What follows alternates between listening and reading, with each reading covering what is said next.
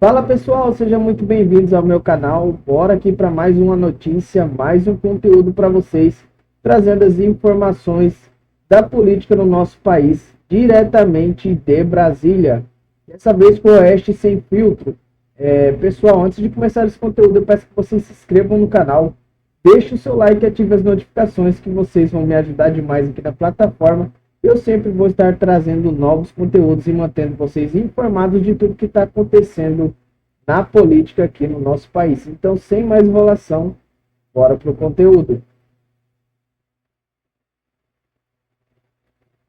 O presidente Lula concedeu uma coletiva agora há pouco, também em Nova York, e ele brincou com o discurso do presidente Donald Trump, que ontem, inclusive, nós comentamos aquele aceno, né, do presidente Trump a Lula, o que estaria por trás aí. Agora Lula não tem mais a desculpa de dizer que o presidente Trump não quer conversar com o presidente brasileiro, mas aí a gente está acompanhando imagens aí dessa coletiva de imprensa do presidente Lula. Ele brincou com a questão da química, eu acho mesmo que pintou um clima entre Donald Trump e eu, ele disse isso. Também disse o seguinte, que ele e o Trump têm cerca de 80 anos, então eles estão se sentindo jovens. E também disse que, sobre essa química, né, que eles teriam, ele disse o seguinte, quem sabe a gente leve essa química para Putin e Zelensky, falando da guerra na Ucrânia. Foram alguns pontos tratados nessa coletiva do presidente Lula, concedida agora há pouco. Paula, sobre a ONU, o Augusto contou histórias aí fantásticas, eu só queria recomendar um mínimo de recato a essa gente que vai passear. Você não está lá para passear. Pode até dar uma corridinha, mas não precisa ficar publicando em rede social. Agora, o Lula fez de novo uma brincadeira com a situação da guerra da Ucrânia. Então ele não ouviu mesmo o discurso do Donald Trump. O que era a nossa suspeita ontem, porque a hora que o Brasil é citado, ele está lá meio abobalhado, ele não sabe o que está acontecendo, aí vai o Mauro Vieira, o Amorim tentando ali chamar a atenção dele, aí ele está com o ponto, tá? Ele está com o aparelho de tradução simultânea ali. Ou seja, ele estava em Nárnia, porque não estava acompanhando o discurso. Ele não entende nem tradução. Possivelmente, Augusto, mas vamos lá, né? Ontem, no discurso do Donald Trump, ele disse, e veja só, o presidente da maior democracia do mundo, da maior potência militar do planeta, reconheceu que ele achava que seria fácil, rápido para resolver o problema da guerra da Ucrânia, ou seja, da invasão russa no território ucraniano. Ele reconheceu isso no discurso da ONU e disse que é preciso trabalhar mais, ou seja, tratou com a gravidade que o tema, obviamente, tem. Aí vem o Lula e faz de novo uma piada com essa questão da Ucrânia. Ele já fez outras piadas. Ele já disse que resolveria na mesa de boteco. Bom, enfim, o Lula, de novo, e esses jornais todos que ficaram assim excitados, eufóricos com esse aceno de Donald Trump, eu acho que eles não entenderam bem todo o contexto do aceno. Mas, enfim, né? Cada um faz suas escolhas. Parece que ganharam um biscoito, né? Comemorar, ganhar um biscoito, vamos comemorar. Vão tratar desse tema com a seriedade que precisa? O Lula, de novo, foi se intrometer num assunto que ele não tem a menor noção do que se trata verdadeiramente. Sabe, isso expõe o Brasil ao ridículo. É que essa parte dessa imprensa internacional, a Ana já mencionou aqui, ao responder ao Augusto, sobre por que as redes sociais se permitiram e os jornais se permitiram essa censura do governo Joe Biden, estando nos Estados Unidos, o berço da liberdade hoje, que é fonte para o mundo inteiro, até pela lógica da primeira emenda da Constituição americana, que continua a mesma, né? Está lá existindo. Talvez porque eles estejam nesse mundo globalista que eles defendem e não vão tratar do assunto com a gravidade que o tema merece. Mas o Lula, de novo, expôs um assunto gravíssimo, uma guerra de mais de 3 anos. Não se consegue mais contar o tamanho do problema, ou contar o tamanho do número de mortos, ou mensurar o tamanho do problema, porque ele ainda está longe de uma solução. E o Lula se mete nesse assunto. É deplorável, é deplorável. Esse é o representante brasileiro nas Nações Unidas. O Lula, o filhote do Supremo, né? Porque foi o Supremo quem, naquela tese do CEP, reabilitou o Lula. E deu no que deu, tá aí. Pois é, né? A gente não consegue nem contabilizar o número de pessoas dessa comitiva, dessa multidão que acompanha o presidente Lula. São pelo menos 100 pessoas aí em Nova York nesse momento. 100 pessoas. É impressionante como a turma socialista adora um capitalismo, né? 100 pessoas passeando em Nova York, visitando grandes lojas de departamentos e convivendo, né, com o berço do capitalismo. Nova York é um dos principais pontos desse berço nos Estados Unidos, e é aquela coisa, socialismo para os outros, mais Estado para os outros, mais impostos para os outros, e aqui eu gosto do capitalismo, eu gosto de aproveitar as benesses do capitalismo, é a cara deles. Agora, se pintou realmente uma química com Donald Trump, bom, então apareça no Salão Oval, Lula. Apareça no Salão Oval, sente ali do lado de Donald Trump. O medo que ele tem, Paula, não é apenas o medo como os bastidores dessa delegação está dizendo, né? O medo de virar um Zelensky 2.0. Todo mundo se lembra daquilo que aconteceu entre Donald Trump e Zelensky. Mas o Trump, ele vai fazer perguntas incômodas, ele não vai ficar só nas tarifas. Ele vai falar de algumas coisas bastante incômodas para este governo do Brasil, que anda de mãos dadas com Hamas, com o Irã, com o Hezbollah, que tem células, que está diante de células do Hezbollah no Brasil e que não está fazendo nada em relação a isso. O Lula, que hoje é persona não grata em Israel, os navios iranianos no porto do Rio de Janeiro. A lista é enorme.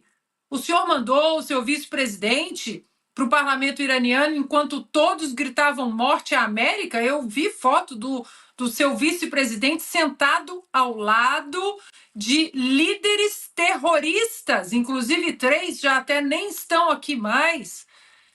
O Lula não vai conseguir evitar esse tipo de questionamento. E é por isso que ele fala, mas não tem coragem para chegar até Donald Trump pessoalmente e conversar pelo bem do Brasil sobre as tarifas. Lula não passa de um grande covarde. Pois é, porque tem esse ponto, né, Piotr Augusto? Se for na Casa Branca, um encontro televisionado, ele tem que ali, tete a tete, responder as perguntas, ainda que tenha uma tradutora. Agora, por telefone, ele coloca no Viva Voz, tem assessoria de 5, 6 pessoas ali, além da tradutora, claro, porque não fala inglês, e aí ele vai sendo assessorado e ajudado em todas, inclusive essas perguntas incômodas aí que o presidente Donald Trump deverá fazer. Porque o Mauro Vieira já disse que ele não tem tempo. O homem mais poderoso do planeta abre um espaço na sua agenda para receber você, para discutir os problemas que você criou com essas tarifas todas, ou seja, o problema é seu, porque as tarifas não eram para ser de 50%, era para ficarem naqueles 10%, mas enfim, o Lula criou problemas e você diz que você não tem tempo para ir. Bom, começa aí porque está com medo de ir. A verdade é essa. E porque, pessoalmente, não tem como. Você não entendeu o que o tradutor traduziu? O tradutor traduz mais 10 vezes a mesma coisa até você entender. E ali na frente não tem como fugir de uma pergunta, um questionamento, uma conversa. Por telefone, é o seguinte, caiu a linha, eu não estou entendendo. A assessoria fala, não fala não. Passa o boletim para ele. Claro. Se tem coragem, até porque é interesse do Brasil que ele negocie com os Estados Unidos, seja para falar de tarifa ou ter que responder sobre as violações aos direitos humanos, ao devido processo legal no Brasil, à Constituição do próprio país, porque isso não afronta a nossa soberania, as leis são nossas e somos os brasileiros, o Supremo e o governo que estão violando essas leis, aí ele teria que responder. Ele não tem coragem de ir, a verdade é essa. Deveria ir, porque o interesse não é dele, é do país, ele representa o país. Em tese, pelo menos, deveria representar. A franqueza desmonta, do interlocutor desmonta o Lula. O Lula é um debatedor de 5ª categoria. Eu vi há poucas horas, aí eu vi o trecho da entrevista dele para a jornalista que pergunta sobre exploração do petróleo. Exploração de petróleo na foz aí do Amazonas. Do Amazonas. E ele não sabe o que dizer, associando aquilo à COP. Ela, didaticamente, ela volta ao assunto. Olha, se o senhor está preocupado com o meio ambiente, como é que combina essa atitude com a exploração de petróleo lá? Ele finge que não entende. Ele sabe qual é o assunto, só que ele não tem ideia nenhuma. Ele não tem ideia nenhuma sobre isso. Ele não sabe como conciliar, porque não há como conciliar. Né? O Lula, se ele estivesse, ele está sempre em auditório amestrado. Né? A plateia é amestrada. Aí ele fala, depende, tá a turma da Marina, ele fala contra a exploração de petróleo. Mente mais que a Dilma. Ele está com as ONGs que fingem, né? Com o pessoal que quer explorar, ele diz que isso é fundamental porque o petróleo não vai acabar tão cedo no mundo, a dependência dos outros países é grande, precisamos explorar. Ele fala qualquer coisa, o Lula. E a menina se limitava a voltar ao assunto. Não, peraí, tem a COP. Aí, vai ser a melhor COP da história. Então é isso aí. Imagine o Lula, se ele fosse a Casa Branca, então é brincadeira. Mas ele falando, ele vai fingir que não entendeu o tradutor. Ele não tem o que fazer diante do Trump, e se o Trump usar daquela franqueza brutal no melhor sentido, Sim. da palavra, o Lula está liquidado. Está liquidado, porque o Trump vai ficar falando, vem cá, a Venezuela é uma ditadura, você acha que não é? Aí o Lula não vai ter coragem de dizer o que disse na ONU, por exemplo. Então você mentir sem apartes é uma coisa, você mentir numa negociação é outra. Agora o Lula não se apresenta como o maior negociador do mundo, negociou muito mais que o Trump. Vai lá e dá uma olhada então. E tem mais um detalhe que foi lembrado aqui. É isso aí, pessoal. Essa aí foi a notícia do Oeste Sem Filtro, deixando todos os créditos para eles na plataforma do YouTube. Eu ainda tenho mais uma notícia para vocês aqui. Vou deixar para vocês aqui o STF. STF marca julgamento do núcleo 4 da tentativa de golpe para outubro. Sessões ocorrerão nos dias 14, 15, 21 e 22 de outubro. Acusados são militares e ex-integrantes da Agência Brasileira de Inteligência, ABIN, apontados pela Procuradoria-Geral da República, PGR, como responsáveis por espalhar notícias falsas. O presidente da primeira turma do Supremo Tribunal Federal, ministro Cristiano Zanin, definiu as datas para o julgamento de 7 réus do chamado Núcleo 4 da tentativa de golpe do Estado, que buscou reverter o resultado das eleições de 2022. As sessões ocorrerão nos dias 14, 15, 21 e 22 de outubro. Os acusados são militares e ex-integrantes da Agência Brasileira de Inteligência, ABIN, apontados pela Procuradoria-Geral da República, PGR. É isso aí, pessoal. Essa sessão vai acontecer em outubro. Muito obrigado, pessoal, por vocês que assistiram até o final do vídeo. Eu peço que você se inscreva no canal, deixe o seu like e ative as notificações, que vocês vão me ajudar demais aqui na plataforma do YouTube. Muito obrigado e até o próximo conteúdo.